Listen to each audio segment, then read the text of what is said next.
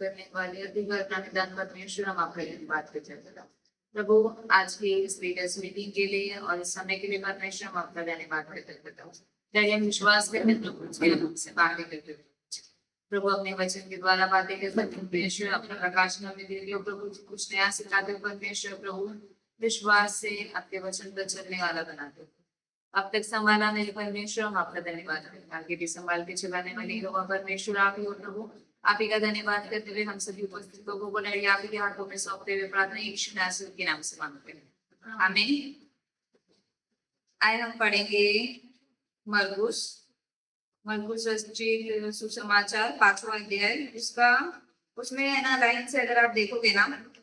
अगर हम देखते हैं मरकुस की पत्री, मतलब ये जो गॉस्पेल है सुसमाचार, ये सबसे पहला लिखा गया था। चारों सुसमाचार में भले ही बाइबल में दूसरे नंबर पे आता है, लेकिन सबसे पहला मरकुस ही लिखा गया था। और मरकुस यीशु मसीह को मरकुस में 5 का 21 से आगे हम पढ़ने वाले हैं। मरकुस यीशु मसीह को एक परमेश्वर का दास करके बताता है, एक सेवक के रूप में वो बताता है कि अभी आप लोगों को पता है कि दास कैसा होता है। दास मतलब नौकर, सेवा करने वाला एक नौकर जो सेवा करता है। हमारे घर में अगर कोई सर्वेंट है, अगर आपने किसी झाड़ू पोछा करने के लिए, बर्तन करने के लिए किसी को रखा है, उसको हम दास बोलते हैं। लोग पुराने टाइम में लोगों को लेके जाते थे, पैसा देके सिक्के देके लोगों को खरीद के लेके जाते थे। मोस्टली उस टाइम में अफ्रीकन को, इजिप्ट वाले इसराइली लोगों को भी, मतलब जो गरीब देश है वहां से लोगों को लेके जाते थे और उन लोगों को अपनी सेवा करने के लिए रख देते। आज भी लोगों के घर में ऐसा वर्कर के रूप में काम करते हैं। तो ये यीशु मसीह को दास बता रहा है। मत्ती राजा बताता है, लेकिन मरकुस दास बता रहा है। दास को कैसा होना चाहिए, वैसे वैसे वैसे इसने शुरुआत ही ऐसा किया। और जब आप चैप्टर 5 में पहुंचते हो, यहाँ पे 3-4 स्टोरीज दी गई है लाइन से। यहाँ पे मरकुस 5 का 21 में जब हम देखते हैं, यहाँ पे दिया है जब यीशु फिर नाव से पार गया तो एक भीड़, बड़ी भीड़ उसके पास इकट्ठा हो गई और वह झील के किनारे था। और यायरन आराधनालय के सरदार में से एक आया और उसे देखकर उसके पांव पर गिरा। यहाँ पे एक आराधनालय के सरदार के बारे में दिया है। अगर हम सभी लोग यीशु मसीह का हिस्ट्री तो पूरा जानते ही, इसलिए हम यीशु मसीह को फॉलो करते। उस टाइम पे जो फरीसी सदूकी लोग थे या जो कलीसिया के आराधनालय के हेड्स थे, वो लोग यीशु मसीह का विरोध करते थे। लेकिन ये जो है, इसको पता था, इसने सुना था यीशु मसीह की चर्चा, और प्लस इसके घर में इसकी बेटी बीमार थी। उसने यह कहकर बहुत ही विनती कि मेरी छोटी बेटी मरने पर है, तू आकर उस पर हाथ रख कि वह चंगी होकर जीवित रहे। तो यहाँ पे ये आराधनालय का हेड है, पर फिर भी ये यीशु मसीह के पास आता है क्योंकि इसकी बेटी बीमार है। तो ये अपना जो भी है, हमारा जो हेड की बात है, या जो हमारा आराधनालय में जो भी विश्वास करते, वो सबको छोड़ के वो एक मसीहा के पास आया है कि तू चंगाई करता है, मैंने सुना है, तो तू आ जा, तो मेरी बेटी के ऊपर हाथ रखेगा, वो चंगी हो जाएगी, वो मरने पर है करके उसके पास आता है। और यीशु मसीह के बारे में भी जैसे हमने देखा है, मत्ती की पुस्तक में बताया गया है कि वो उसको बच्चों से बड़ा प्रेम है। होता है ना, बस बालकों के समान बनो, बालकों को मेरे पास आने दो। वो अपने शिष्य चेले लोगों को भी डांटता है कि उनको मेरे पास आने दो करके। तो यहाँ पे जब उसको पता चलता है कि एक लड़की बीमार है और वो मरने पर है, तो वो उसको बोलता है, तब वो उसके साथ चला गया। और बड़ी भीड़, पूरी जो भीड़ उसके पीछे आ रही थी, वो ये जब उसके घर पे चंगाई करने के लिए जा रहा है, ये भीड़ भी उसके पीछे पीछे चली जा रही है। वचन में अगर आप आगे पढ़ते तो यहाँ पे लिखा है कि वो भीड़ उसके पीछे पीछे ऐसे चल रही थी, धक्का मुक्की करके चल रही है, इतना चल रही कि उसके ऊपर गिर पड़ रही है। फिर इसमें आगे आप जब एक स्टोरी देखते हो, उसमें कंटिन्यूएशन भी, इसका स्टोरी खत्म नहीं हुआ। अगर आप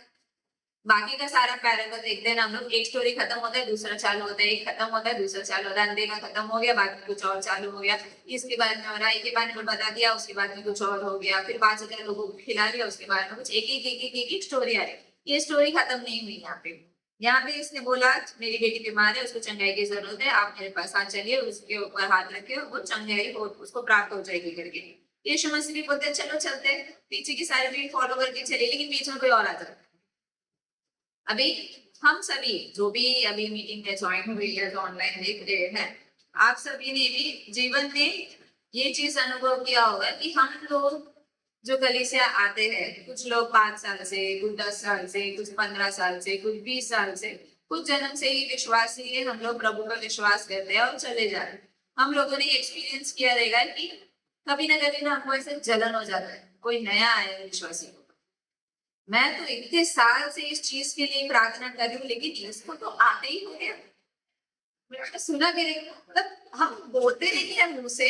लेकिन ये हमको फील हो जाता है, होता है ना। हर एक का कुछ ना कुछ वैसे रहता है। अब देख लो मेरा ये चश्मा, मैं 5th स्टैंडर्ड से पहन रही हूँ इसको। मेरे सामने सोनाली बैठी है, इसकी मम्मी चर्च में आती है, प्रार्थना करती है, एकदम धुंधला धुंधला वाला चश्मा था उनका, तो मतलब कुछ नहीं दिखता, और उनको छंगाई मिल जाती, मतलब चश्मे के बिना देखते देखते इतने साल ऐसे ही घूम रही थी ना वो तो। कोई एक आई थी, मैं एक संडे उधर देखा, उधर कोई आई जिसको कुछ नहीं दिखाई दे रहा है, कुछ नहीं मिल रही। मेरे पापा मुझे लेके गए एक मीटिंग में, पास्टर अलेक्जेंडर की, जो धारावी में आए थे। उस दिन, मतलब स्पेसिफिकली उस दिन इतनी बड़ी मीटिंग जो थी, हजारों हजारों में लोग आए थे उस मीटिंग में, उधर सिर्फ है ना अंधे लोगों को छुपाए। मेरा तो चश्मा ही है, एक नंबर ही था तभी, अभी तो 3 हो गया, -3 हो गया, लेकिन तभी एक ही था। उस टाइम पे लिटरली ऐसे नहीं कि भीड़ में आए थे अंधों को चंगाई मिली, उन लोगों ने बाजू में जो स्कूल है अंधे लोगों का स्कूल है, उसमें 40-50 अंधे बच्चे पढ़ते हैं, उन अंधे बच्चों को स्टेज पे बुलाया और उन लोगों के लिए प्रार्थना किया, और सब देखने गए। मतलब छोटी मोटी नहीं हो रही है, एक दो भीड़ में से कोई अभी होता है ना, किसी किसी मतलब जिसको नहीं विश्वास करना है वो नहीं करे, वो कैसे बोलते हैं, किसी बार मीटिंग में लेके जो बोलेगा ना, कोई अंधा देखने लगा था, पता है, कोई लंगड़ा भीड़ में से आया चलने लगा, तो बोलते तो लोगों का कैसे रहता है, स्पेसिफिकली पैसे देके इन लोगों को बीच में बिठाया होगा, किसी को लंगड़ा बना के बिठाया होगा, फिर बाद में बोलेंगे कि हाँ मेरे को चंगाई मिल गई है करके, तो बाकी लोग ओ वाह ऐसा करेंगे करके लोग आते हैं। लेकिन वो वही स्कूल में, अंत स्कूल में से 40-50 बच्चों को स्टेज पे ला के प्रार्थना करके वो लोग देखने लगे। उस दिन गए थे, फिर उन लोग लास्ट दिन का मीटिंग था जिधर हम गए थे, मेरी मम्मी पापा दोनों मुझे ले गए थे, क्योंकि इन लोगों को बड़ा टेंशन था कि इसको चश्मा है। तो फिर ये भी ये लोग मुझे लेके जा रहे आगे आगे, ये लोग मुझे आगे, ये लोग मुझे स्टेज पे भी लेके चल गए। इन लोगों ने मुझसे ना प्रार्थना भी कर, वो पास में ना दूर दूर से लोगों को प्रार्थना की समझे, वो मुझे सर पे आते थे प्रार्थना। एक बार प्रार्थना किया, मैंने कुछ नहीं हुआ, दूसरी बार प्रार्थना किया, कुछ 4 बार प्रार्थना किया। 4 बार प्रार्थना किया, और फिर बाद में बोलते हैं, तो बोलते हैं शायद सबके लिए कोई और ही होता है, तुम्हारे लिए शायद कोई और आएगा, तुमको किसी और से चंगाई मिलेगी शायद। तो ओके, तभी मैं छोटी थी, आई गेस स्कूल में थी कि कॉलेज में थी, 10th हुआ था कि 12th हुआ था, इतना मुझे याद नहीं है, लेकिन उस टाइम का 10th का ही रहेगा, तभी तभी का 9th 10th का। तो ओके, मतलब मुझे मेरे चश्मे से कोई तकलीफ नहीं थी, इन लोगों को थी। ये लोग लेके गए, प्रार्थना करके उस मीटिंग में प्रार्थना कर रहे, विश्वास करें कि इसका चश्मा ठीक है, मुझे तभी मुझे समझ में नहीं आता, चश्मा ही तो है, मतलब इतना क्या हो गया है जिसके लिए लोग इतना परेशान हो रहे। और तभी तो है ना, सब हर एक को चश्मा लगता था उस टाइम पे ना, हर दूसरे बच्चे को चश्मा लग रहा है, सब लोग ना फैंसी फैंसी एकदम स्टाइलिश चश्मा पहन के घूम रहे, ये तो हमारी सुंदरता बढ़ा ले रहे हैं। वैसा ही चलता है, मतलब मोस्टली कॉलेज जाने वाले लोग तो यार हर 6 महीने में चश्मा बदलेंगे, और थोड़ा डिफरेंट वाला, इसमें लुक अलग हो गया, इसमें लुक अलग हो गया, लोग ही अलग दिखने लगते हैं, चश्मा अलग हो जाता है ना। तो अभी अभी मैं अभी गए साल जो चश्मा पहने उसमें मैं अलग दिखती थी, अभी मैं अलग दिखती हूँ, अगले साल जो पहने उसमें मैं अलग दिखूंगी। तकलीफ क्या है पता नहीं इन लोगों को, लेकिन ठीक है, इन लोगों ने उसके बाद मुझे सुनाएगी, इसने प्रार्थना नहीं किया होगा और इसने विश्वास नहीं किया होगा, तभी इसको चंगा है, जब वो पास्टर बोले तुम्हारे लिए शायद कोई और है। तो हो सकता है, मैंने तो जाने दो, मतलब मुझे भी उस चश्मे से कोई प्रॉब्लम नहीं थी, और उस चश्मे को भी जाना नहीं है, छोड़ देते। लेकिन चलो बैक टू स्टोरी, आता है ये स्टोरी खत्म है। यहाँ पे कैसा है, कोई है ना, कोई सब देखो बीच में आ जाता है, मैं भी इतने सालों से चर्च जा रही हूँ, मेरे ही पापा प्रार्थना कर रहे हैं, मेरे लिए भी प्रार्थना कर रहे हैं, इसकी मम्मी के लिए भी इसकी मम्मी देखने लग रही है, किसी और के लिए कोई एक अंधी आएगी उसको देखने, मतलब अंधे अंधे लोग देखने लग रहे, -1 नहीं जा रहा है, ये क्या बात है। किसी को देखा है अपने को, है ना, 8 साल 9 साल 10 साल 20 साल से चल जाता है, प्रार्थना करता है कि बच्चे के लिए प्रार्थना, लोग मतलब चलो शादी नई नई शादी जिसकी भी 3-4 साल में तो लोग उनको ताना देने ही लगते हैं, फिर वो लोग प्रार्थना करने लगते हैं हमको बच्चा नहीं। और कुछ कुछ लोग, अब ये देखो हमारी मीटिंग में है कि नहीं पता नहीं, काजल शादी में नहीं 20 दिन में बोलते हुए प्रेग्नेंट। मतलब लव बाई चांस था कि सरप्राइज था, पता नहीं। और कुछ लोग सालों साल इंतजार करते हैं, उपवास प्रार्थना करते हैं, इतना कुछ करते हैं, ऐसा लगता है कि ये क्या हुआ, ये तो प्रभु बहुत ही गलत कर रहा है हमारे साथ। उनका भले ही जल्दी हो जाता है, लेकिन हमारे साथ ऐसे क्यों गलत कर रहे हैं? किसी और की खुशी देखने के बाद ऐसा लगता है भाई इसको क्या कॉन्ग्रेचुलेट करना, मुझे नहीं होता है ना। चर्च में ऐसे ऐसे लोग आते हैं, प्रेगनेंसी ले लो, काम ले लो, कुछ लोग ना काम के लिए इतना प्रयत्न करते, इधर जाते उधर जाते, बहुत हाथ पैर मारते हैं, बहुत प्रार्थना करते, लेकिन हो रहा नहीं, काम मिल ही नहीं रहा है, जो काम मिल जाता है छूट जा रहा है। और कुछ कुछ लोग डिग्री खत्म की उनको जॉब मिल जा रहा है, तो कुछ कुछ लोग घूमे ही जा रहे, घूमे ही जा रहे, इधर जाते हैं उधर जाते हैं, 10 दिन कोई जॉब पे टिक ही नहीं पा रहा। ऐसा क्यों? हमारे फिर लोगों को क्या होता है पता है, शायद मेरा विश्वास है। कुछ कुछ लोग दोष भी लगाने लगे थे, तुम्हारा विश्वास से ही नहीं होगा, या तो फिर तुम्हारा जीवन गलत होगा, पाप होगा, कहीं ना कहीं पाप जांचो, टटोलो, निकालो, पश्चाताप करो। जैसे ऐसे एक एग्जाम्पल हमारे जीवन में भी, जब मेरी शादी हो गई, जैसे 4-5 महीने में ना हमारे घर में चोरी हो गई। तो जो शादी में सोना वोना दिया गया था, तो शादी में गिफ्ट में भी बहुत सारे अंगूठी मिले थे मुझे, सब सब लॉकर में रखा था। मैं मम्मी के घर आई, इधर आई, और उसके अगले दिन शायद उधर चोरी हो गया, अगस्त 1 तारीख उधर चोरी हो गया। चोरी हो गया तो अब लॉकर में भाड़ा देने के लिए 10-15 हजार रेंट रखा हुआ था, और और बाकी जो भी सोना था, सोने के साथ नकली भी चुरा रहे हो, जब आर्टिफिशियल भी पहनते ना लोग, सब सोना ही लगा, सोने के साथ वो भी सब सारा चोरी। प्लस मेरे पास घड़ी के कलेक्शंस में, मुझे घड़ी के बहुत पसंद, तो 2-2, 3-3, 4-4 हजार के ऐसे सब मेरे थे, 6-7 घड़ी मेरी चोरी। मुझे सोने चोरी होने से ज्यादा दुख हो गया कि घड़ी चोरी हो, क्योंकि सोना तो कबर्ड में रहता है, वो थोड़ी पहना जाता है, लेकिन घड़ी पहनी जाती है। लेकिन ये सब चला गया। उसके बाद में ना दुख नहीं हुआ, मैं तो इसलिए उधर चली गई थी कि इनको टेंशन हो गया हुआ कि मैरी का सोना चोरी हो गया करके, वो एक्चुअली उनको टेंशन हो गया था। तो मैं उधर गई, वो बोल रहे थे, वो अभी मैं उनको जाने दो, चोरी हो गया जाने दो, ऐसे भी वो कबर्ड में था। अगर हमारे यार बस कल भाड़ा देने का है वो तकलीफ है, बाकी तो सोना चोरी हो गया वो ठीक है, कैश चोरी हो गया कल भाड़ा देने का, बाकी ठीक है जाने दो।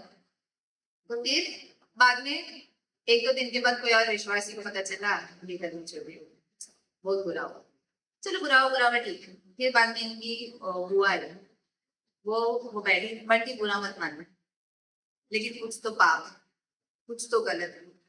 जांचो अपने आप, अपनी गलती से हमको सुधारना है। तभी हमारे एक विश्वासी के घर में अगर चोरी होगी, मतलब कुछ करेगा, कुछ पाप है, उसको निकालो, अपने जीवन को टटोलो, प्रभु से क्षमा मांगो, प्रभु से क्षमा मांगो। और ये भी मतलब मुझे मेरी नई नई शादी में मैं कुछ बोली नहीं, लेकिन ये भी कुछ नहीं बोले, कुछ नहीं बोले,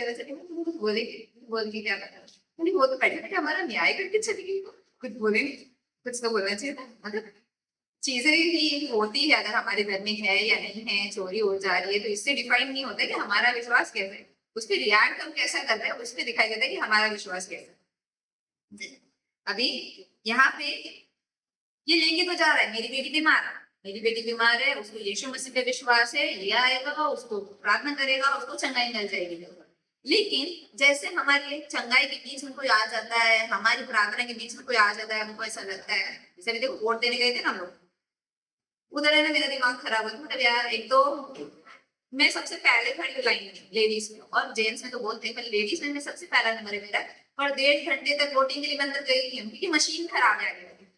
अब वो बना रहे हैं, बनाया ठीक हुआ, उसके बाद में ना इधर से एक जेम्स को भेजा, उसने वोट दिया, वापस मशीन खराब हो गई, जा ही नहीं रहा, कुछ हो ही नहीं रहा। तो फिर बाद में अभी फिर बन गई तो फिर मुझे भेज दो, मेरा हो जाएगा। उसने वापस एक और जेम्स को भेजा, वापस उसने जेम्स को भेजा, फिर वो औरत जो उधर खड़ी थी, जिसका काम था एक को भेजने का, वो इधर गप्पा मारी, उधर गप्पा मारी, बाहर जा रही गप्पा मारी, इधर गप्पा मारी, फिर वापस आके उधर खड़ी होगी, वापस एक जेम्स को भेज दी। एक तो 5 मिनट के काम के लिए 1.5 घंटे से खड़े थे कि वोट देने मिल जाए करके, लेकिन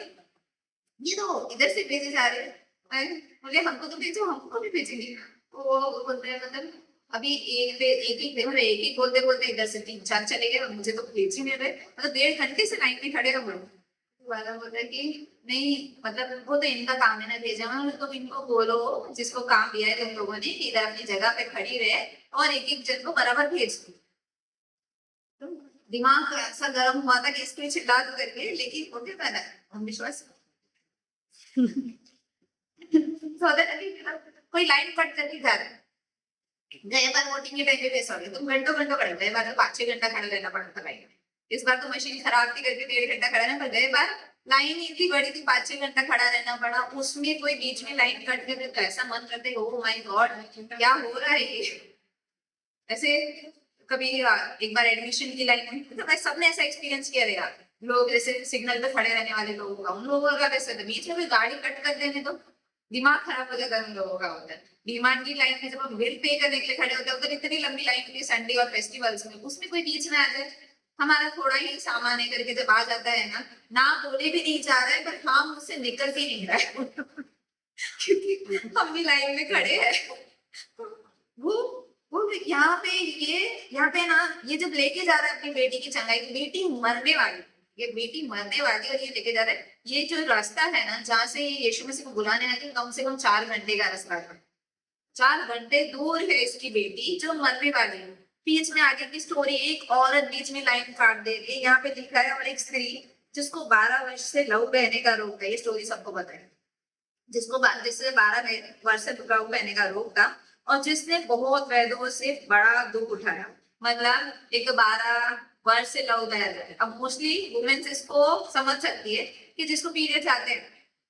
किसी को 3 दिन कम से कम तो आता ही है, 3 हो 4 हो 5 हो 6 हो 7 हो, कोई 9 दिन भी जाते हैं,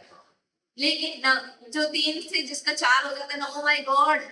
ये मेरे साथ प्रभु ऐसे क्यों कर रहा है, ये दुख एक दिन क्यों बढ़ा दिया है प्रभु ने, मतलब ये औरतें फील कर सकती है। और वो जब औरत मुंह से बोलती है 3 दिन का 4 दिन हो गया, तो सुनने वाली औरत भी वो दुख फील कर लेती है कि बहुत दुख है।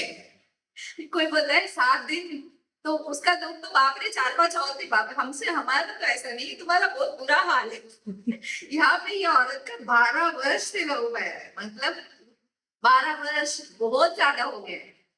यहाँ पे, मतलब इसकी बॉडी में कोई ताकत ही नहीं होगी, 3-4 दिन के बाद ये लोगों का हाथ दुखना, पैर दुखना,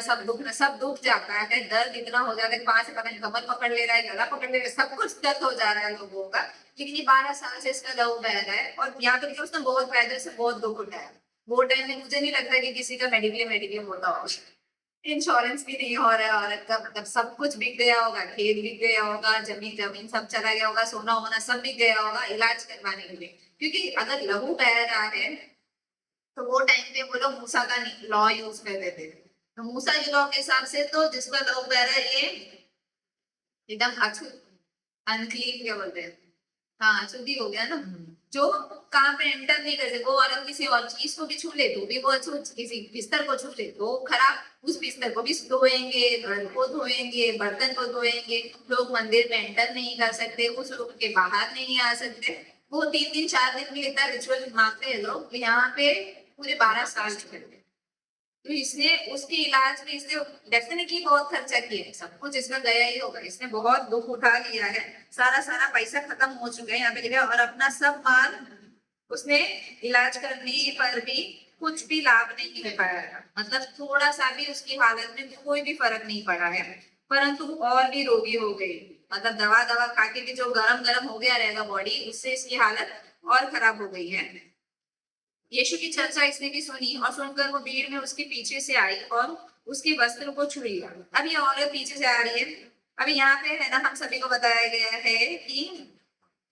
आगे लिखा है कि वह कहती थी यदि मैं उसके वस्त्र ही को छू लूंगी तो चंगी हो जाऊंगी, ये इसने इसके मन में सोचा था कि मैं उसके वस्त्र को छू लूंगी मैं चंगी हो जाऊंगी, क्योंकि उन लोगों के हिसाब से एक औरत का बाहर निकलना भी सही नहीं है, इसका किसी चीज को छूना इसको अनक्लीन कर, मतलब ये हर चीज को अनक्लीन कर दे रही है, सब चीज को खराब कर दे रही है, अशुद्ध कर दे रही है, अशुद्ध कर दे रही है। लेकिन यहाँ पे जब वो यीशु मसीह को छूती है, उसके कपड़े के कोने ही को छू लेती है, यीशु मसीह अपने अंदर फील कर दे कि मेरे अंदर से सामान निकल के जा रहा है। अगर आप ऊपर के वचन जब हम पढ़ रहे थे 24 में, वहां पे लिखा था लोग उसके ऊपर गिर पड़ रहे थे, मतलब लोग गिर रहे पड़ रहे, धक्का मुक्की लग रहा है, उससे कुछ फर्क नहीं पड़ा यीशु मसीह को। लेकिन जब ये औरत कोना कपड़े का कोना छू लेती है तो यीशु मसीह को तो मेरे किसी ने छुआ, हम लोग अगर उस भीड़ में होते, जैसे वहां पे ये किसी के चेले बोलने लगे, ओ माय गॉड यीशु मसीह, ये क्या नाटक है अभी। मुझे पता है कि अभी हमको पता है तुझे किसी ने तो छुआ ही होगा डेफिनेटली, क्योंकि पीछे से इतने लोग धक्का मुक्की कर रहे हैं, सब तेरे ऊपर गिर ही रहे हैं। तो यहाँ पे आगे आप जब पढ़ते हो मतलब उसके चेले वही बोलते हैं कि सब तो तुझ पे गिर ही रहे हैं, किसी का तो छुए ही छुए छुएगा ही ना, इधर छुएगा इधर छुएगा, धक्का तो लगने ही वाला है इधर। और यहाँ पे लेकिन यीशु मसीह वहां पे खड़े होते नहीं, कोई तो मुझे छुआ है, मतलब कोई तो मुझे छुआ है, अब कौन मुझे छुआ है। तो यहाँ पे अगर आप अपने आप को उस जायर यायर की नाम यायर जो था हालाना का सरदार, उसकी जगह पे रख के देखो, उसका दिमाग कितना खराब हुआ रहेगा। अरे भाई यीशु मसीह को किसने छुआ है बता दो, छुआ है जिसने छुआ रहेगा बता दो तो हम यहाँ से चल देते हैं, नहीं तो ये इधर ही खड़ा लेके पूछते रहने वाला है कि इसको किसने छुआ। लोग भाई यीशु मसीह के ऊपर लोग गिर रहे हैं, उसको इधर छू रहे इधर छूट रहे, वचन मिल गया उसके ऊपर गिर पड़ रहे हैं, लेकिन ये बोलता है इसको किसी ने छुआ, तो बता दो जल्दी जल्दी बता दो किसने छुआ, मेरी बेटी उधर मर रही है। हाँ, लेकिन बाद में उसने ही मतलब उसने वचन में लिखा है उसने फील किया अपनी चंगाई को, और फिर वो आगे जाके बोलती है कि नहीं मैंने ही छुआ है और मैंने ऐसा सोचा था कि तेरे वस्त्र को छूंगी तो मैं चंगाई प्राप्त करूंगी, और वो चंगाई प्राप्त करती हूँ। यहाँ पे यीशु मसीह कुछ इन लोगों को अच्छा सिखाना चाहते थे, इसलिए वो वहां पे वो रुक जाते। यीशु मसीह को पता है किसने छुआ इसको चंगाई कर, हमारा प्रभु ओमनी प्रेजेंट और सब कुछ है, उसको सब कुछ पता है, सर्वज्ञानी सब, उसको पता था कि ये औरत इस मंसा से आ रही है, ये छुएगी और ये चंगाई पाएगी, सामान निकल भी गई है, इसको चंगाई मिल गई। लेकिन फिर भी वो लोगों के बीच में उसको बुला के ये इसलिए बताते कि देखो हमको लगता है ना कि हम बहुत बड़े पापी है, हमसे बहुत गलती, जो लोग सोचते हैं बहुत बड़े पापी है हम लोग, हमसे बहुत बड़ी गलती हो गई है, हमसे गुनाह हो गए, ये लोग प्रभु से दूर चले जाते हैं, क्योंकि गिल्ट इतना पावरफुल होता है, वो पाप का बोध हो जाता है ना लोगों को, वो इतना बड़ा बोझ हो जाता है, लोग प्रभु से दूर चले जाते हैं कि ये अति पवित्र है, हम इसके पास नहीं जा सकते। लेकिन यीशु मसीह यहाँ पे बताता है कि जब वो अशुद्धता की दशा में यीशु मसीह को छूती है, तो यीशु मसीह अशुद्ध नहीं हो रहा है, उल्टा यीशु मसीह का अनुग्रह इतना बड़ा है कि वो स्त्री शुद्ध हो जाती है। Praise the Lord। यहाँ पे भले ही सिन पावरफुल है, पाप में बहुत सामर्थ्य है, वो जो हमको पश्चाताप होता है उसमें बड़ा सामर्थ्य है, ये जो पाप का बोध आपको हो जाता है, जो शैतान आपको ऐसे करता रहता है ना, तू पापी है तुझसे गलती हो गई, तुझसे पाप हो गया है, तू अभी कल से जाने के लायक नहीं है, ये तुझसे गुनाह हो गया है, ये सब कुछ बहुत बड़ा बोझ है। लेकिन हमारे प्रभु का अनुग्रह उससे बड़ा है, वो हर एक पाप को हटा देता है। वचन में लिखा है कि जब हम मान लेते हैं उसके पास जाके, हम जब मान लेते हैं तो उसको वो ऐसा कवर कर देता है, मतलब वो उसको टर्न करके देख भी नहीं रहा। अब मेरा हिस्ट्री का पीछे लिखा है पर वो उसको टर्न करके नहीं देख रहा, इस पेज को वो पूरा पूरा कर देता है। वचन में लिखा है यदि हमारे पाप लाल गहरे खून भी क्यों ना हो, वो उसको हीम से भी अधिक छुए देता है। लाल गहरा खून मतलब है किसी कपड़े पे खून तो जाते जाता ही नहीं, अगर कुछ लिखा हुआ रहेगा उस पे खून गिर जाएगा तो नीचे क्या लिखा है दिखने ही नहीं वाला।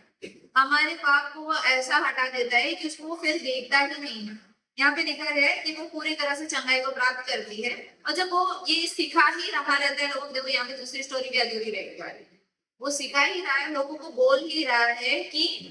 तेरे तेरे विश्वास ने तुझे चंगा किया, अब फिर से उस पाप में मत जाना, अपना हाल वैसा मत होने देना करके। तभी कोई आता है और उसको बोलता है कि, और वह कह ही रहा था कि आराधनालय के सरदार के घर से कोई आया, लोगों में से आकर उससे कहता है कि तेरी बेटी तो मर गई है, अब गुरु को क्यों दुख देता है, तो अभी रहने दे, अभी हम घर जाते क्योंकि तेरी बेटी तो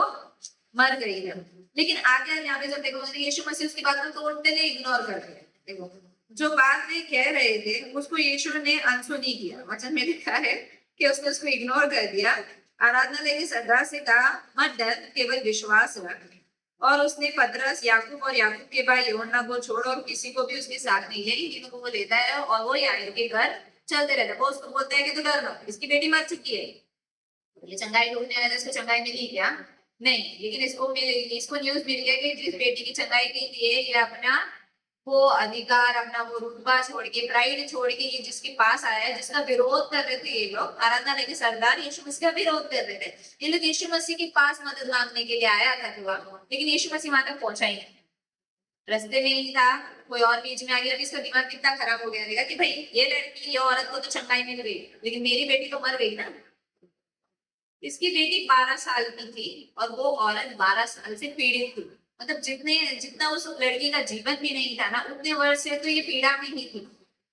इसने इतना दुख उठा लिया था। अभी यहाँ पे अगर हम देखते हैं ना, जिसको फटाक से चंगाई मिली है, इसने कपड़े के कोने के सिरे को पकड़ा, छुआ और इसको चंगाई में जा दी। यीशु मसीह सामर्थ्य के लिए इसको चंगाई दे दिया। पूरा पूरा हिंदी किसका हो गया? वचन में लिखा है कि उसने अपनी चंगाई को महसूस किया, फीलिंग को महसूस किया कि अभी लोगों ने ही डर है, तो वो लोगों के सामने आके बताती कि मैंने ही छुआ था। लेकिन इसकी चंगाई करते करते या कुछ भला सिखाते सिखाते वहां पे वो लड़की मर गई। अभी इस पिता के हिसाब से देखोगे तो ये औरत की वजह से मेरी बेटी मर गई। मतलब मैं पहले आया था लाइन में चंगाई के लिए, कोई और कट करके चला जा रहा है और मेरी चंगाई वहां पे रह गई, धरी धरी रह गई है यहाँ पे। अभी आप लोगों ने से देखा रहेगा ना, कलेक्शन में भी देख लो, अभी कुछ लड़की लोग की उम्र 30 हो जाती है, 35 हो जाती है, 40 भी हो जाती है, लेकिन उनको उनका बुआस मिलता है।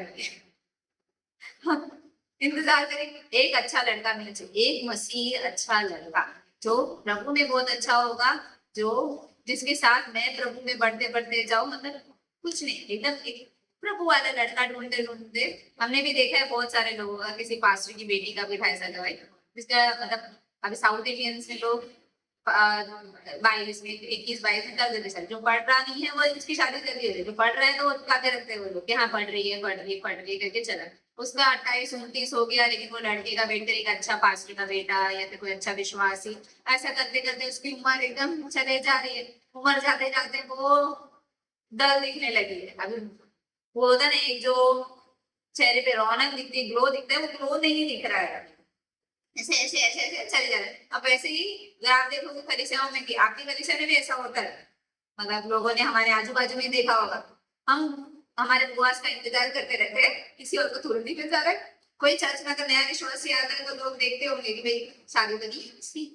अच्छा खासा तो दिख रहा है, 20 25 का ही होगा शायद उम्र वाला, तो अच्छा ही दिख रहा है। फिर लोग देखते हाथ में अंगूठिया अंगूठी तो नहीं है। बातचीत में थोड़े दिन बाद हफ्तों में पता चलता है, अरे बाप रे दुबला पतला सुगड़ा सा तो दिख रहा है, लेकिन शादी हो चुकी है। ऐसा होता है ना, तो दिखने में तो बैचलर ही लग रहा है, लेकिन शादी देखो। कुछ कुछ लोग तो ऐसे ऐसे दिखते हैं, बाप रे इतने यंग दिखते हैं हमारे चर्च में जब नए नए आए। तो हमारे हमारे बीवी और 2 बच्चे गांव में हैं। 2 बच्चे और मतलब इधर लोग बुआस का इंतजार कर रहे हैं और आने वाले सारे जो भी यंग दिखने वाले सब फूटे हो चुके, सबकी शादी हो चुकी, पता नहीं 20 उम्र में शादी कर ली थी क्या, 14 15 में शादी करके 2 बच्चे पैदा करके ये लोग यूपी से इधर आए। यहाँ पे किसी की शादी हो नहीं रही है, मतलब लोग कुछ लोग इंतजार कर प्रार्थना कर रहे हैं, प्रभु मुझे एक पवित्र वचन दे, एक तेरी ओर से, जो तेरी ओर से होगा वो मुझे दे दे करके, लेकिन किसी को यूं ही मिल जा रहा है। हम इंतजार कर रहे हैं किसी और को मिल जा रहा है। हम हमको हमको हमारा बहुत से किसी और को मिल गया, हमको चंगाई चाहिए किसी और को मिल गई। अभी यहाँ पे जब ये यीशु मसीह ने ये स्टोरी बताना चालू कर दे, हाँ हाँ हाँ बदल तुमको तुम्हारे विश्वास ने चंगाई दी और ऐसे सब कर दी, ऐसा लगता है नई स्टोरी में कि यीशु मसीह फ्लो फ्लो में चले तो गए, किसने मुझे छुआ छुआ करते करते ये बोल गए इसकी बेटी को चंगाई देने का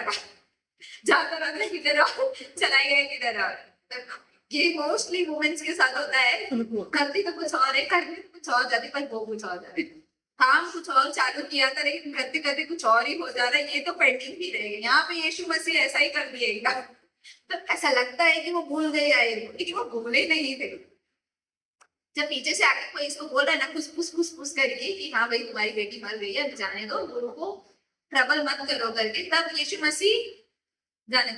उसकी बात को टोटली इग्नोर, उसको असर को इग्नोर, वचन में लिखा उसको अनसुना कर दे रहे, जाने दो हम चाहते हैं। मतलब यीशु मसीह ने उस व्यक्ति को भी हटाया, उस बात को भी इग्नोर किया कि वो मर गई है, बोला उसने। अरे बोलते चलो तेरे विश्वास रख कर, हम क्या विश्वास करना था यहाँ पे, इसके पहले 5 चैप्टर के पहले चंगाई मरने वाले को जिंदा करने वाली नहीं होती, मरकुस में नहीं हुआ था। मरकुस ने एकदम सिस्टमैटिकली ऑर्डरली लिखा है, इसके बाद ऐसे चंगाई, इसके बाद हर प्रकार की चंगाई, हर प्रकार के पैराग्राफ इसमें लाइन से दिए एकदम सिस्टमैटिकली। इसके बाद क्या हुआ, उसके पहले कोई मर के जीवित नहीं किया गया है, यहाँ पे ये पहले की। तो फिर ये किस बात का विश्वास रखना है इसमें, वो बोलता तो विश्वास है, चल मैं हूँ तेरे साथ, जैसे मैं निकला था वहां से वैसे ही कंटिन्यू हम लोग वॉक करेंगे, तेरे घर जरूर पहुंचेंगे। ये जा रहा है, ये पतरस को लेके जा रहा है, याकूब को लेके जा रहा है और याकूब के भाई यूहन्ना को लेके जा रहा है। इन तीनों को ये लेके जाता है, उसके घर पे पहुंचता है और जब वहां पे पहुंचता है तो देखता है वहां पे ड्रामा चालू है, रोना धोना चालू है। अभी आज के टाइम पे तो इतना लोग करते नहीं, पर पुराने टाइम में लोग क्या करते थे पता है, लोग इतना पैसे देके लोगों को रोने के लिए बुलाते। अभी भी राजस्थान साइड में ऐसे सब होता है कि लोगों को बुलाते हैं, वो लोग छाती पीट पीट के चिल्ला चिल्ला के रोते हैं। कोई लेना देना नहीं उन लोगों को, कौन सा इंसान मरा है या इसने क्या किया था, उसके कोई रिश्तेदार नहीं होते वो लोग, उन लोगों को कोई लेना देना, लोग पैसा नहीं, रोने का पैसा मिल रहा है। मेरे को ये पता नहीं ना, थोड़े साल पहले ही ऐसा सीआईडी में देखा था रहता है तो पता है कि वो पैसा देते हैं, रोने के लिए बुलाते हैं, क्या मैयत हो गई है और रो के जाओ घर पर, लोग छाती पीट पीट के रोते हैं और गाना वाना भी गाते हैं उसमें रोते रोते। तो यहाँ पे लोग है ना रो रहे, वचन में लिखा है तब उसने भीतर जाकर उनसे कहा तुम क्यों हल्ला मचाते और रोते, ये क्यों कर रहे हो तुम लोग, वो लड़की मरी नहीं है परंतु सो रही है। तो ये लोग अभी जो रोने वाले, पैसा लेके रोने वाले, वो हंसने लगे वे उसकी हंसी करने लगे, परंतु उसने सबको निकालकर लड़की की माता पिता और उसके साथियों को लेकर भीतर जाकर लड़की को, जहाँ लड़की पड़ी थी वहां पे वो चला गया। मतलब ये लोग तो पैसा लेके अपना ड्रामा कर रहे थे कि हमको रोना है, रोने के पैसे मिले, पता नहीं, मेरे को लगता है आजकल लोगों को इसलिए नहीं बोलते कि हम लोग इनाफ रोने थे पहले लोगों को रोना नहीं आता होगा, इसलिए बोलते आ जाओ तुम लोग रो लो थोड़ा रो। आजकल लोग अपनी थोड़ा कुछ हो जाए तो इतना रो लेते, जाने दो किसको चोट लगे तो ऐसे रोते सच्ची की मैयत हो गई है तो उस टाइम पे लेकिन बहुत करते थे ऐसा। गाँव गाँव साइड में तो होता है, आज तुम लोग के गाँव में होता रहेगा ना। यहाँ पे ये रोने वाले लोग हंसने लगे, वचन में लिखा है वो हंसने लगे। अगर कोई हमारे घर पे कोई मर गया है और कोई आके बोलेगा कि तुम लोग रो, ये हल्ला हल्ला क्यों कर रहे हो, ये मरी नहीं, ये सो रही, बहुत दिमाग गर्म हो जाएगा, लोगों को दो चार चमाट लगा दे, पर ये लोग हंसने लगे, ये लोग हंस रहे हैं उसको और ये उसको ये लोग बाहर निकाल दे रहे हैं। मतलब जब कभी भी अगर हम हमारे जीवन में यीशु मसीह को बुलाते हैं ना, तो हमको वो रूम खाली करना पड़ेगा। ये है ना वो रूम खाली करना है, मतलब यहाँ से तुम लोगों को नहीं जाना है, मीटिंग छोड़ के भी नहीं जाना है, लेकिन जब हम यीशु मसीह को बुलाते हैं तो रूम खाली करने का मतलब इस दिमाग को इधर इधर जो चलता होता है, इधर अलग अलग टाइप के लोग बैठे होते हैं। किसी को ऐसा रहता है हमेशा गुस्से में ही रहते, मुझे ना गुस्सा ही आता है, मुझे बहुत छीड़ आती है। अब क्यों गुस्सा आता है बताओ तुमको, ऐसा करके अगर तुम गुस्से वाले के पास बैठोगे तो वो 1000 रीजन बता देगा कि मुझे गुस्सा क्यों आता है। तो यीशु मसीह किधर आएगा, वो 1000 लोगों को साइड करके किधर आके बैठेगा। हमने हमारे दिल में यीशु को बुलाया तो है, पर हम हमारा ये रूम खाली नहीं करते कि इसके अंदर गुस्से वाला बैठा हुआ है, इसके अंदर किसी को ना ईर्ष्या, इतनी इतनी जलन होती है, हर किसी पे जलन होती है, मतलब खुद की बड़ाई हो रही है सही है, पर इसकी ज्यादा क्यों हो रही है, इसकी ज्यादा हो रही है, इसकी ज्यादा, इसकी कुछ और इसकी कुछ और, ये तो कर एकदम ज्यादा गए कुछ, लेकिन ये लोग इतने पापी और दुष्ट लोग हैं, इन लोगों पे प्रभु इतनी दया करता है, इतना इग्नोर करता है और इतना आशीष देता है। हम जो प्रभु प्रभु दिन भर कर रहे हैं और पवित्र जीवन जी रहे हैं और कुछ नहीं हो रहा है, ऐसा करके भी चलन होती है ना।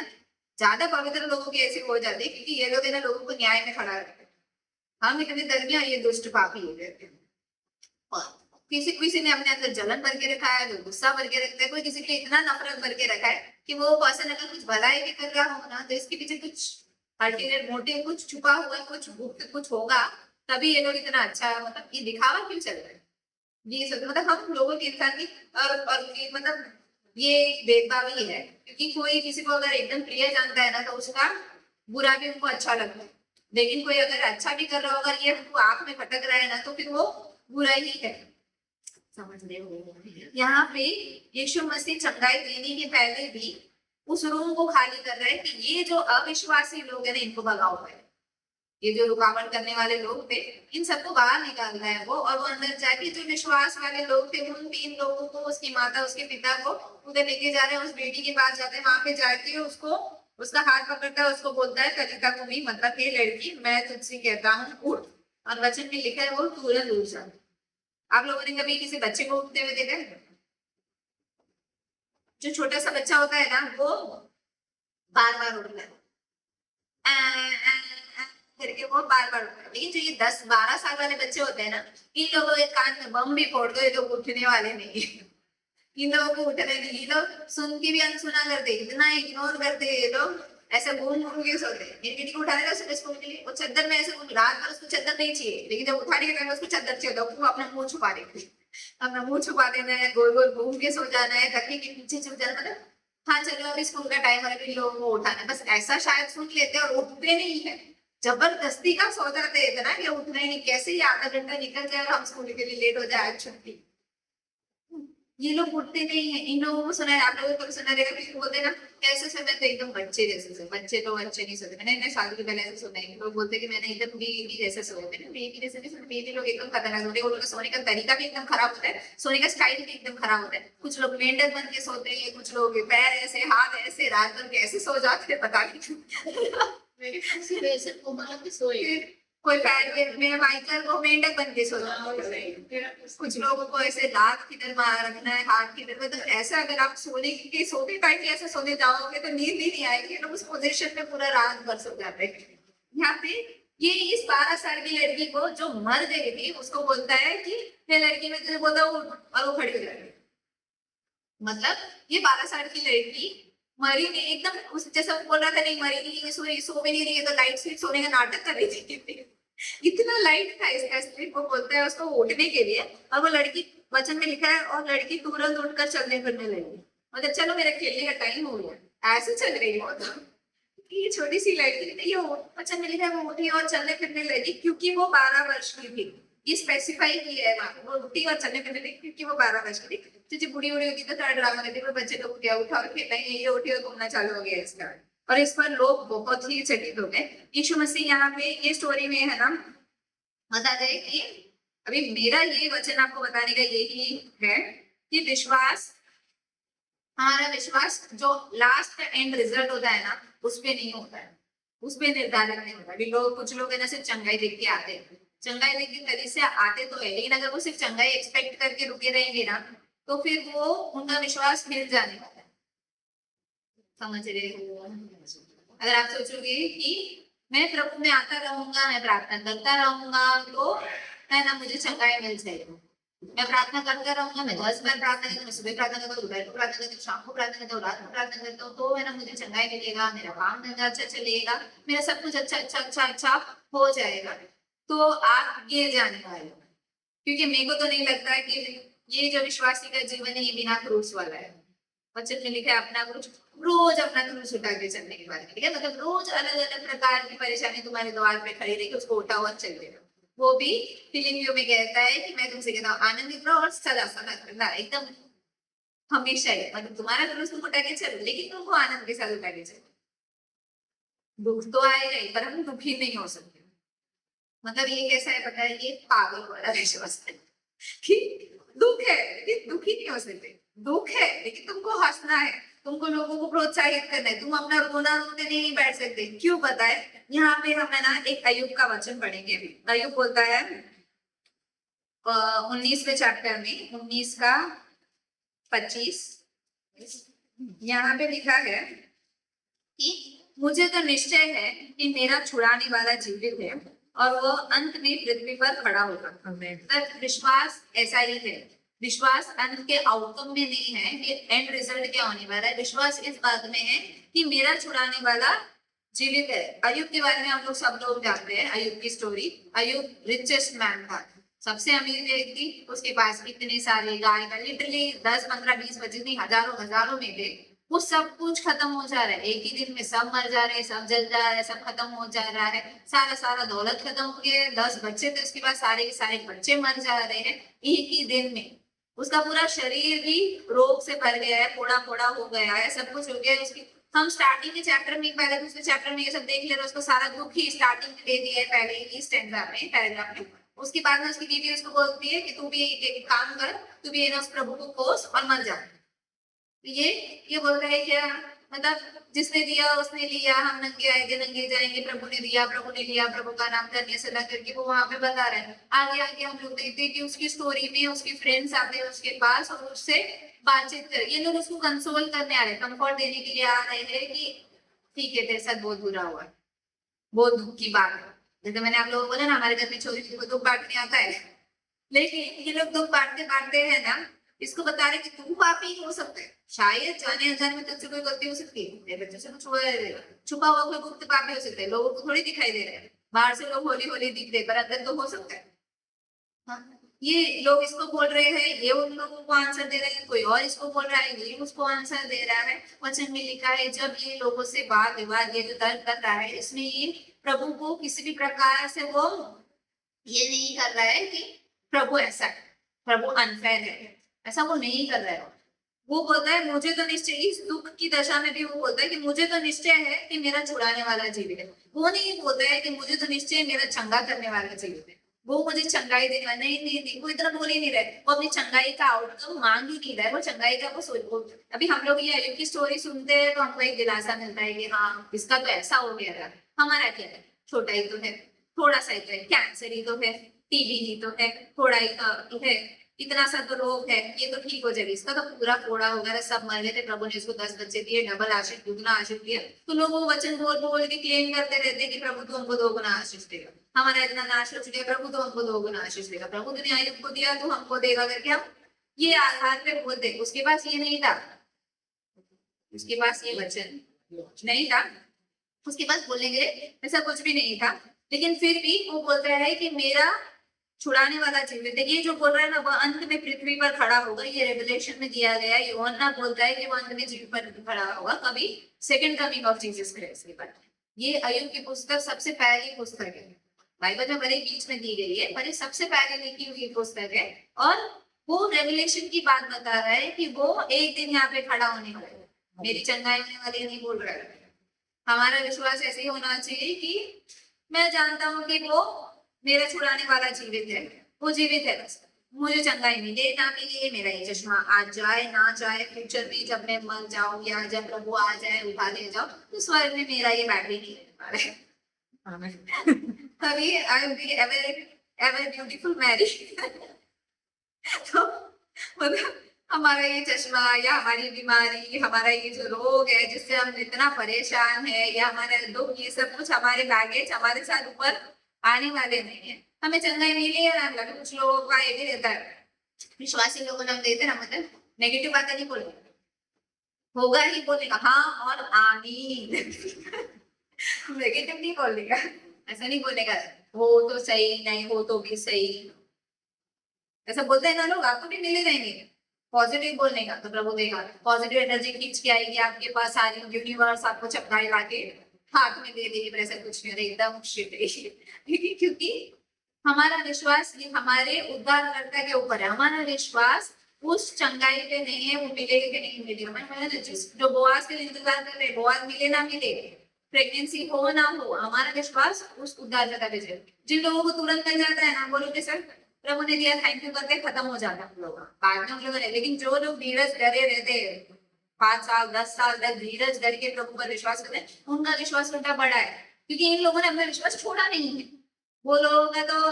ये कुछ मांगा मिल गया, वो धन्यवाद प्रभु करके खत्म हो गया, उन लोगों का खत्म, फिर उनके पास नई परेशानी होती है, वो नए में चले जाते हैं। लेकिन ये लोग रोज उसी दुख को लेके उठते हैं और उसी दुख को लेके चलते रहते हैं, इनका विश्वास उन लोगों से ज्यादा बड़ा है। अभी अगर आप देखोगे दानियल की पुस्तक में, वहां पे एक स्टोरी दिया गया है शद्रक मेशक अबेदनगो के बारे में, कि इन लोगों को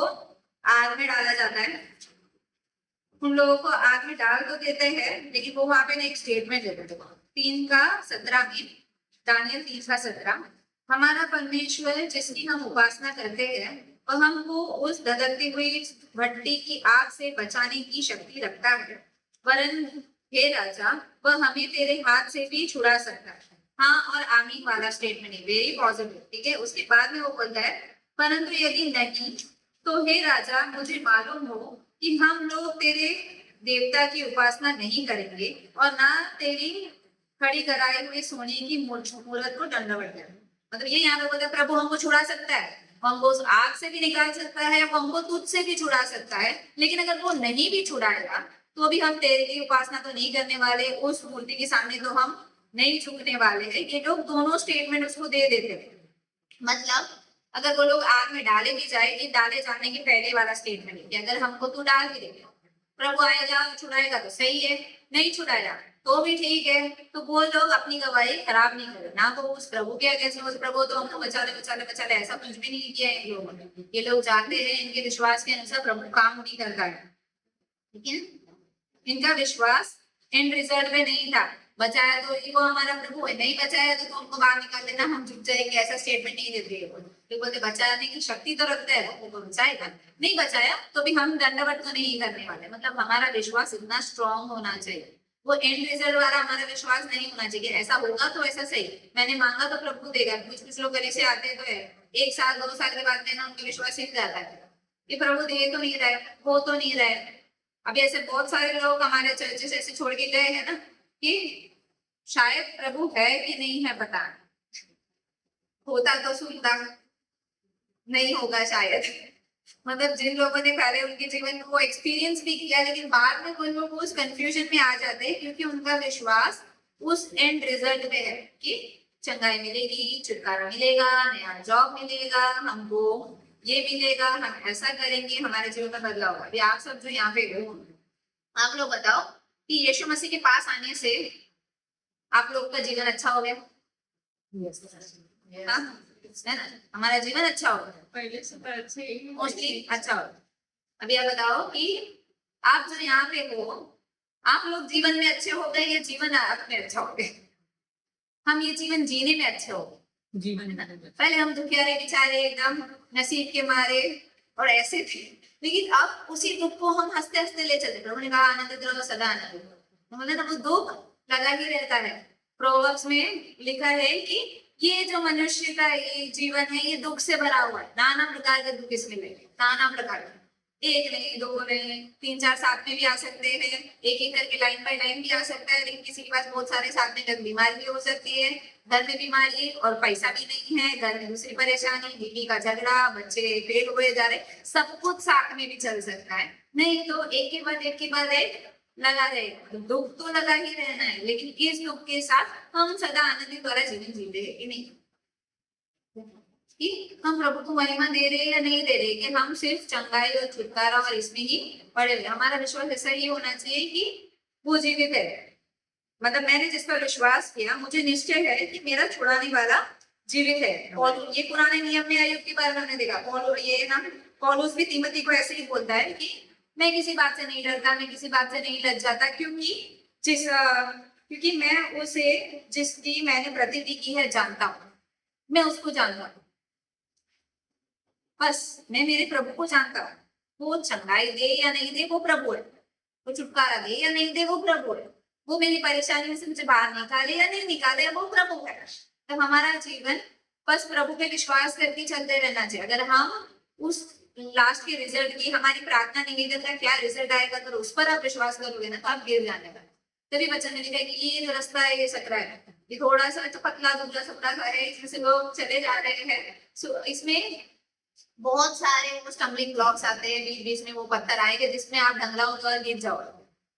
झाड़ियों में भी गिर सकते हो, गड्ढे में भी गिर सकते हो, लेकिन हमको खड़े होना और उस पार चले जाना है। या तो एक के बारे में लिखे, जब हम इस पार से उस पार चले जाते तब हमको जीवन का मतलब, उस पार हमको कैसे भी चले जाते हैं, वो कैसे भी तब होगा जब हम हमारी आगे, जैसा कि भजन संगीता में लिखा है कि मैं अपनी आगे पर्वतों की ओर लगा, तो पर्वत मतलब हम यीशु मसीह की ओर, जब आपकी आगे उस पर्वत की ओर यीशु मसीह की ओर होगी ना तो हम हमारा रास्ता अपने आप चलते चले जाएंगे, जितनी भी परेशानियां कुछ भी होने, हमारा प्रभु जीवित है। मैं उस प्रभु को जानता हूँ, मुझे निश्चय है कि मेरा छुड़ाने वाला जीवन, वो चंगाई मिले नहीं मिले वो प्रभु है, छुटकारा मिले नहीं मिले वो प्रभु है, वो प्रभु है। बस कोई सी रीजन नहीं है उसको प्रभु नहीं, वो प्रभु है बाय डिफॉल्ट, वो प्रभु है, उसमें हमको कोई सेटिंग चेंज करने की जरूरत नहीं है, क्योंकि बाय डिफॉल्ट वो प्रभु है। अगर हम प्रभु की महिमा प्रभु को देते रहेंगे, उस पर विश्वास करके चले, जैसे चाहे उसकी बेटी मर गई फिर क्यों यीशु मसीह को लेके गया, वो बोलता है यीशु मसीह को बोलते तो विश्वास रख, यीशु मसीह उसको भूला नहीं था, वो वहां पर सिर्फ चंगाई मांगने के लिए आया था, लेकिन प्रभु ने उसको पुनर्जीवन का वो दे दिया, गिफ्ट दे दिया। उसकी बेटी मरी हुई बेटी को उसने जिंदा कर दिया, छोटी मोटी चंगाई नहीं दिया उसने आए थे। तो ये बहुत बड़ा था जो उस टाइम पे पहला हुआ। Praise the Lord. आइए हम प्रार्थना करेंगे। प्रभु यीशु मसीह डैडी हम आपका धन्यवाद करते हैं प्रभु तू महान है परमेश्वर सर्वशक्तिमान हो प्रभु जी और प्रभु हमारे जीवन का परमेश्वर दावा प्रभु हम आप ही के हाथों में देते हैं प्रभु आप हमारे जीवन के राजा हो प्रभु जी हमारा शरीर हमारे आत्मा हमारे प्राण का दावा देते हैं प्रभु जी और प्रभु हमारे जीवन के द्वारा नहीं आप नहीं को प्रभु आपके हाथ से सौंपते हैं प्रभु जी हम जो यहाँ पर इकट्ठा हुए प्रभु आपकी महिमा के लिए प्रभु हम विश्वास करते हैं डैडी आपने हमसे बात किया प्रभु जी प्रभु परमेश्वर यदि हम परमेश्वर हमारे जीवन से थक गए हैं परमेश्वर यदि हम हार गए हैं प्रभु जी यदि हम परमेश्वर हमारे जीवन में रुकावट है प्रभु जी तो परमेश्वर और प्रभु आप हमें सिखाइए प्रभु कि परमेश्वर उस पर्वत की ओर कैसे आप लगाना प्रभु यीशु मसीह पर परमेश्वर अपना ध्यान लगाए रखने के लिए प्रभु हमारी सहायता प्रभु हमारे जीवन से परमेश्वर महिमा केवल आप ही को मिलने पाएगा प्रभु परमेश्वर तू ही हमारा छुड़ाने वाले प्रभु जी तू ही हमारा प्रभु है परमेश्वर प्रभु परमेश्वर अद्भुत अद्भुत कार्य करने वाले अद्भुत युक्तियां करने वाले परमेश्वर प्रभु परमेश्वर आपने हमारा उद्धार किया सुधार को थामे रखने के लिए परमेश्वर हमारी सहायता अब तक जैसे आपने हमें संभाला है परमेश्वर जैसे आप प्रभु हमें विश्वास में चला रहे हो परमेश्वर जैसे प्रभु जी इस परमेश्वर इस जीवन को परमेश्वर आपने अब तक संभाले रहते प्रभु विश्वास में आगे भी संभालो हमें हमारे परिवारों को परमेश्वर आपके हाथों में सौंप दे प्रभु जी हर एक जीवन के द्वारा परमेश्वर आप ही महिमा नीचे ला परमेश्वर आपने प्रभु ऐसा किया प्रभु हम आपका धन्यवाद करते हैं साथ ही साथ परमेश्वर कल संध्या आराधना के लिए परमेश्वर मांगते हैं प्रभु हर जगह पे परमेश्वर इस देश में प्रभु मेरे जगह पे गाड़ी सही चलती है परमेश्वर देखो प्रभु आपके हाथ में आप संभालिए आप चलाइए आपकी महिमा करवाते लीजिए अपने लोगों को अपने भवन में परमेश्वर इकट्ठा करते हो प्रभु जी महिमा करवाते हो प्रभु उनसे बातें करते हो राजा प्रभु परमेश्वर हर एक के जीवन के द्वारा महिमा जितने लोग परमेश्वर आपकी गले से हमें बोए गए प्रभु जी सभी को परमेश्वर अटेंड करने के लिए प्रभु आप सहायता देते लोगों के मनों में कार्य करते बातें करते हो परमेश्वर प्रभु आपकी महिमा करवाते आप तक संभाला मेरे परमेश्वर हम आपका धन्यवाद करते हैं आगे भी संभाल के चलाने वाले ये होगा परमेश्वर आपका धन्यवाद धन्यवाद के साथ हर एक को परमेश्वर आप ही के हाथों में सौंपते हुए प्रार्थना यीशु नासरी के नाम से मांगते हैं आमीन।